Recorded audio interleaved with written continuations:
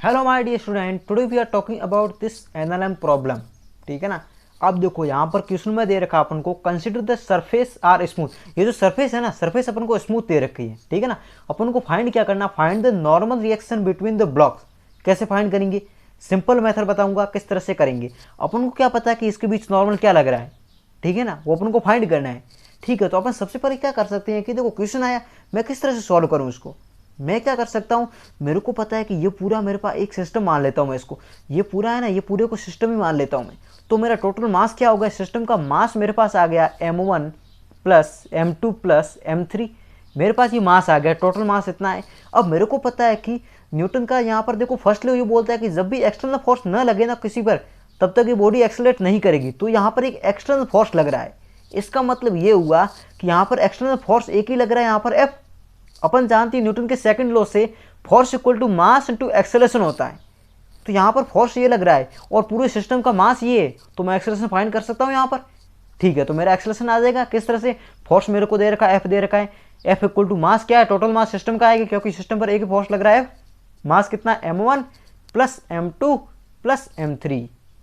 ठीक है, अपन ने एज्यूम कर लिया इसका एक्सेलरेशन इस साइड है a। ठीक है ना, वो एक्सेलरेशन a है। वो कितना आ रहा है, एक्सेलरेशन a की वैल्यू, एक्सेलरेशन a की वैल्यू आ रही है अपन के पास F upon m1 plus m2 plus m3। तो अपन के पास सिस्टम का एक्सेलरेशन पूछे ना कि इसका एक्सेलरेशन क्या है, तो सभी का एक्सेलरेशन सेम ही रहेगा और वो सिस्टम के एक्सेलरेशन के बराबर है। ठीक है ना, अब ये आ गया। और अपन को इसने पूछा है कि भैया फाइंड द नॉर्मल रिएक्शन, इन दोनों के बीच नॉर्मल रिएक्शन क्या है ब्लॉक के बीच। ठीक है, सबसे पहले मैं इसकी बात करूँ ना, इस ब्लॉक की बात करूँ तो देखो ये जो दोनों ब्लॉक है ना, इन दोनों ब्लॉक को आगे कौन चला रहा है। देखो इसका फ्री बॉडी डायग्राम बना रहा हूँ मैं यहाँ पर, देखो इस तरह से है। ये यहाँ पर m2 है और ये m3 है। ठीक है ना। अब देखो इन दोनों ब्लॉक को आगे कौन लेके जा रहा है, एक्सेलरेट कौन करवा रहा है, इसका एक्सेलरेशन a है। ठीक है, इन दोनों ब्लॉक को एक्सेलरेट कौन करवा रहा है, इनके बीच एक नॉर्मल लग रहा है, वही तो इसको एक्सेलरेट करवा रहा है। तो अपन ने n1 मान लिया। ठीक है, वही तो इसको एक्सेलरेट करा रहा है इन दोनों को। ठीक है ना, तो अपन को पता है force equal to mass into acceleration.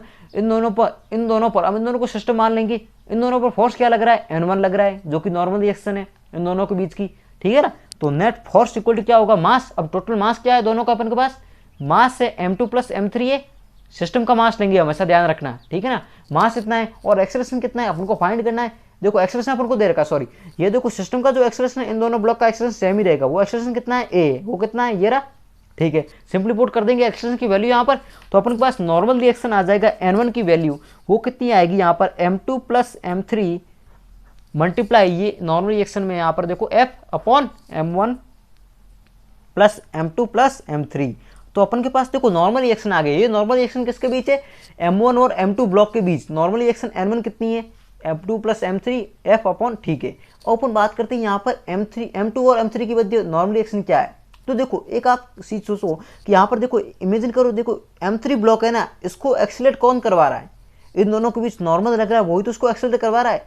ठीक है ना, तो इस पर एक नॉर्मल लगेगा n2, वापस इस पर लगेगा। ठीक है, तो m3 को कौन एक्सेलरेट करवाएगा, m3 का अपन फ्री बॉडी डायग्राम बनाए तो ये m3 है, इसको एक्सेलरेट कौन करवाएगा, एक ही है यहाँ पर, इस पर नॉर्मल लग रहा है n2, इसी यही तो एक्सेलरेट करवा रहा है इसको। तो अपन को पता है कि फोर्स क्या है इसका, फोर्स यहाँ पर n2 लग रहा है। ठीक है, force equal to mass into acceleration, mass क्या है इसका m3 है, एक्सेलरेशन क्या है, बॉडी का एक्सेलरेशन a है। अपन ने देखो यहाँ पर पूरे सिस्टम का लेट किया, दोनों सेम रहेगा सबका। ठीक है ना, अब देखो यहाँ पर सिंपली फोर्स क्या है, वैल्यू पुट कर दे यहाँ पर। सिंपली अपन के पास n2 नॉर्मल रिएक्शन आ जाएगी m2 और m3 के मध्य, वो कितनी आएगी m3 F upon m1 plus m2 plus m3। ठीक है ना, मैंने वैल्यू पुट कर दी यहाँ पर एक्सेलरेशन की। ठीक है, तो नॉर्मल रिएक्शन आ गई अपन के पास। तो सिंपल मेथड आप ऐसे भी कर सकते हो क्वेश्चन को सॉल्व। देखो सबसे पहले अपन क्या किया, यहाँ पर फोर्स, यहाँ पर एक्सेलरेशन फाइंड कर लिया। ठीक है, और आप इस पर ये जो फ्री बॉडी डायग्राम इसका बना के आप सॉल्व कर सकते हो m1 का। ठीक है ना, m1 का किस तरह से कर सकते हो, यहाँ पर देखो सिंपली मैं m1 का ऐसे बना सकता हूँ कि देखो m1 की बात करूँ तो यहाँ पर देखो m1 पर कौन कौन से फोर्सेज लग रहे हैं, एक F फोर्स लग रहा है इस डायरेक्शन में और इस पर एक नॉर्मल लग रहा है n1, क्योंकि देखो नॉर्मल इस पर n1 लगा तो इसने वापस इस पर n1 लगाया। ठीक है, तो इस पर बात करूं तो इस पर क्या फोर्सेज लग रहे हैं, इस पर फोर्सेज एक n1 और एक F लग रहा है। तो इक्वेशन बना सकते हैं यहाँ से, क्या होगा, नेट फोर्स F माइनस का n1 equal to mass m1 acceleration a। ठीक है, एक्सेलरेशन की वैल्यू अपन को पता है, यहाँ पर पुट कर देंगे सिंपली यहाँ पर। ठीक है, तो यहाँ से F, फिर ये इस साइड लाके अपन क्या करेंगे, इसको माइनस कर देंगे, तो यहाँ पर n1 की वैल्यू आ जाएगी अपन के पास। ठीक है, तो ये सिंपल हो गया। अब यहाँ पर इसकी बात करूँ तो N1 देखो अपन ऐसे फाइंड किया है, ठीक है ना। अब देखो आप ये बोल रहे हो कि यहाँ पर इन दोनों के बीच नॉर्मल भी तो लग रहा है, वो नॉर्मल कहाँ गया, वो नॉर्मल आपस में कैंसिल आउट हो गया। देखो M2 ने इस पर लगाया N2 और इसने वापस इस पर लगाया, तो आपस में कैंसिल हो गया। तो पूरे सिस्टम पर कितना फोर्स लगा, N1 ही लगा। ये नॉर्मल आपस में देखो कैंसिल आउट हो जा रहे हैं, ठीक है ना। आई होप आपको कंसेप्ट क्लियर हो गया होगा।